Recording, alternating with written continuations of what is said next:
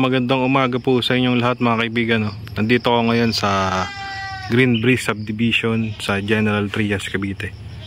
Tapos yung way po niya, itong Green Breeze Subdivision, malapit po to sa papuntang Amadeo to Tagaytay. Yan, may mataas pong lupa po dito kaya maganda yung location ng property.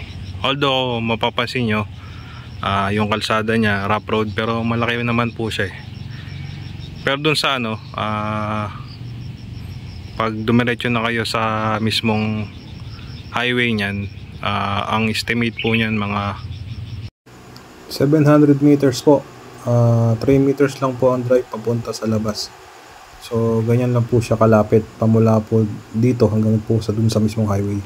Pupuntahan natin yung property na binebenta. Ano po siya, house and lot, may kasamang sari-sari store. Tapos ang lote niya 200 square meter, 200 plus square meter. So papasok po tayo, puntahan po natin.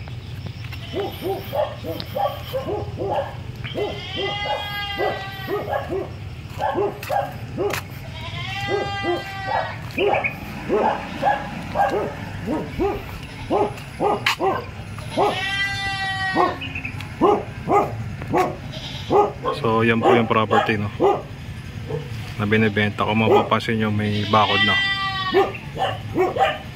Nakabakod na siya. Ito yun mismo.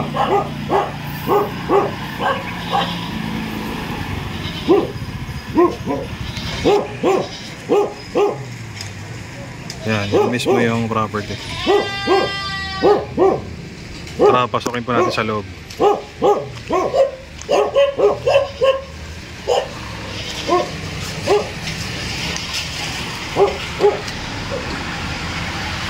Malaki po yung space niya para sa carport.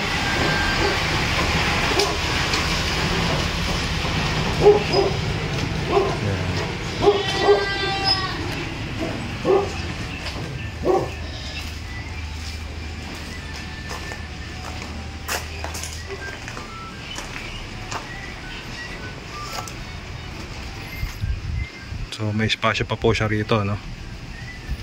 Kung mga pasin nyo, nakabakod na siya. Mamaya libutin po natin yan.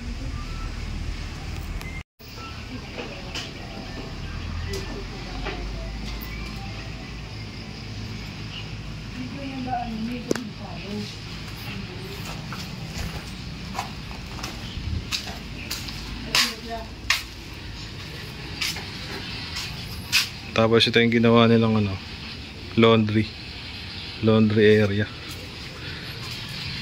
Mas malaki pa po yung espasyo dito sa left side. Nilagyan na rin nila mga tanim.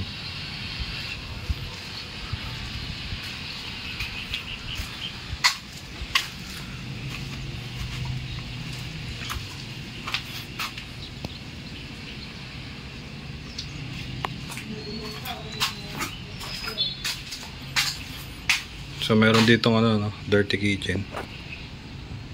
Ayan.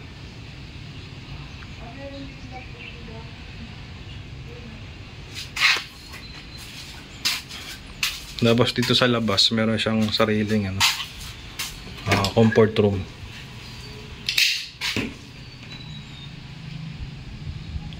Ayan. May shower na rin.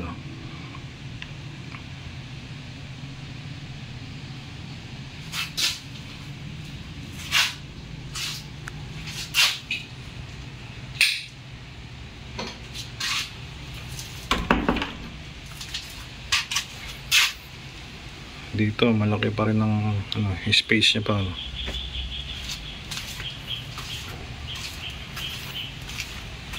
So nililibot lang po natin yung buong surroundings ng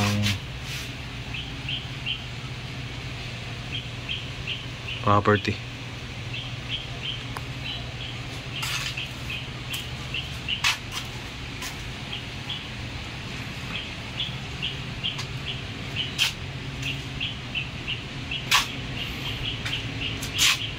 Yan. So doon po tayo galing kanina. So binibenta to ng may-ari, no, sa halagang 2.5 million. Clean title po ito. Tapos updated yung amilyar. So naghanap kayo ng house and lot, budget friendly, okay na okay ito guys. So meron po siyang excess lot pa dito, no?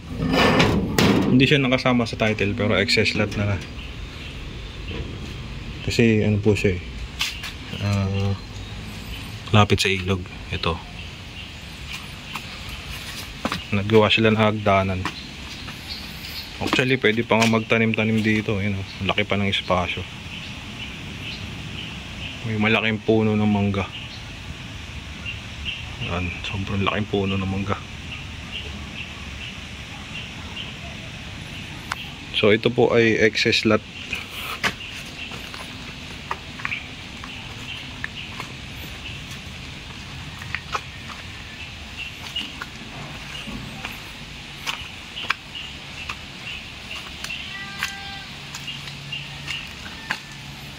Meron pang ano, balimbing. Yung po ano. So laki pa ng excess lot nya.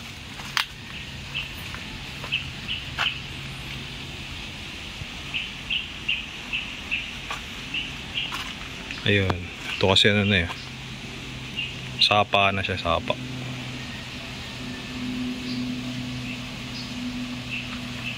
Maganda rito sa Green Breeze Subdivision guys, kasi dito rin ako nakatira. Tahimik naman po yung lugar dito, tsaka mataas yung elevated yung lupa rito ma-assure nyo na walang bahaw rito. Tsaka malamig na rin yung klima nya kasi malapit-lapit na rin po ito papuntang Tagaytay. Ayan, so check natin yung loob ng property ito.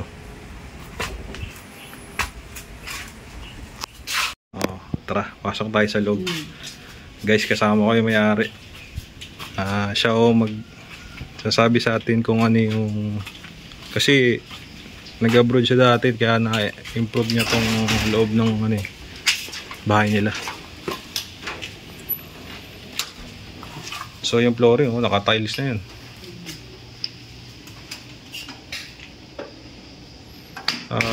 Hindi pala kasama guys yung mga kasangkapan. Mismong bahay lang. Ayan.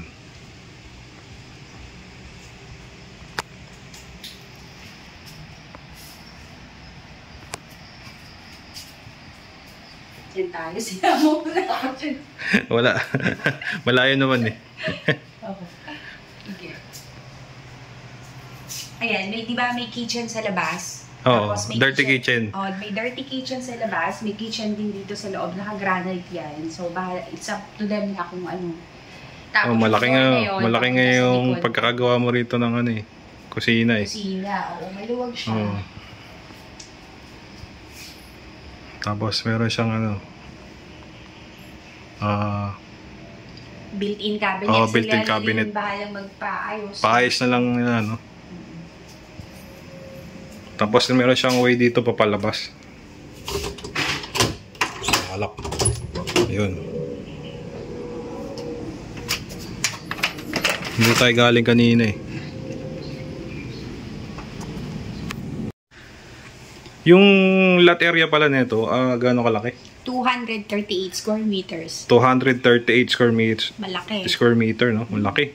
Tapos meron pa siyang additional na excess lot yung na-videoan ko kanina. 70 square meters pa ata yun. So pumapatak na 300, no? 300 square meters. Malaki. Walang problema yun, clean title. Clean title. Ayan, 2 bedroom siya. Malaki yung unang bedroom kasi dapat may CR yan sa loob, hindi ko na pinatuloy. Ayan, ang laki. Katumbas ng 2 ordinary room. Ayan. Yung wall niyan, inspired sa nung nag-work ako sa Macau. Parang yung, alam mo yun sa, sa Paris. Oo. Yung ulap-ulap. Oo, ang ganda Oo, sa kanila na yan kung gustong pabago. Yung mga aircon, tatanggalin nyo rin, no? Luma na yung aircon, gusto nila kanila na. Kasi na yung aircon. Ayan. Yan. Tapos dito yung pangalawa. Ayan yung second room. Malaki din siya. Medyo, syempre, tinirahan na. Pabago na lang nila yung mga gusto nilang pabago.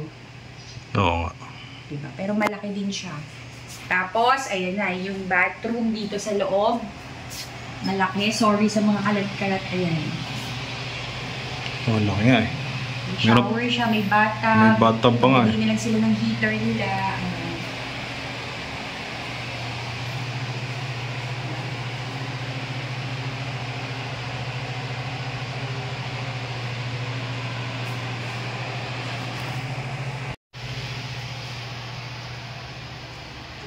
So yun, no, 238 square meter yung lot area. Yung floor na ito, 90 square meters. 90 square meter, Sa plano malaki. 90 square meters. Ang laki nga kasi Malaki yung mga exclusive na village yata, di ba? Parang mga nasa real estate din ako before, 87, 90. Sagad na yun, hanggang Bacol. Although, bagong-bagong gawa yung mga bahay nila.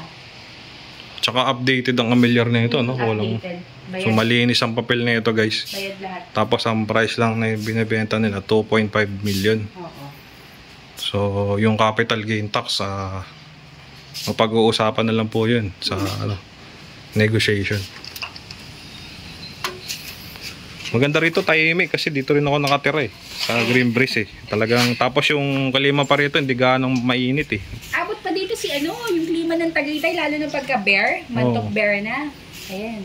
Nagsisiro visibility pa dito, mga Pag madaling araw nga dito, malamig. nagja-jacket pa ako kasi malamig eh. Tapos by car, pag mula dito, pagka kung may kotse, 30 to 35 minutes nasa Tagaytay na. Nasa Tagaytay na, no? Kasi ang way niyan, Pamadeyo eh. Dito, may daan dito eh. May shortcut. Malapit na, kaya lagi kaming mga taga rito, lagi nasa Tagaytay. Oo. So yun. Mas naman ang sentro sa Manggahan, nandun na lahat. Oo, kasi Rogers, Burger King. tsaka yung, yung sikat na university, yung Lyceum University. May school na rin dito sa loob nito eh. Oo, yung Ginagawa doon papunta sa public school, no? Oo. Ginawa ng mayor ng General Trias eh.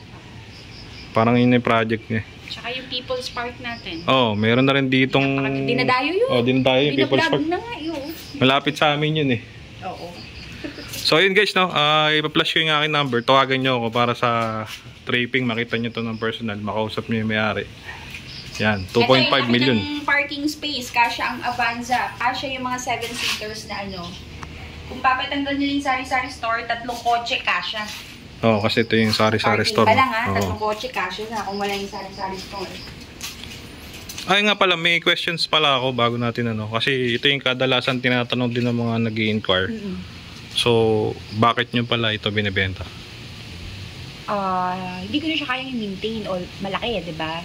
Kasi syempre, product ng pag-work hard. So, lilipat kami sa mas maliit. And, meron akong visa pa US. Mag-expired next year. Kailangan ko ng funds.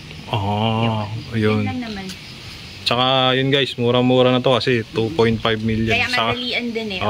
Saka kayo makakita ng clean title, 238 square meters. Plus may excess pa, nasa 300 na, no? Yes. Kasama pang bahay. Kasama pa bahay. 2.5 M. Kaya ganun. Meron pala siyang tangke doon sa taas. May tangke ng water.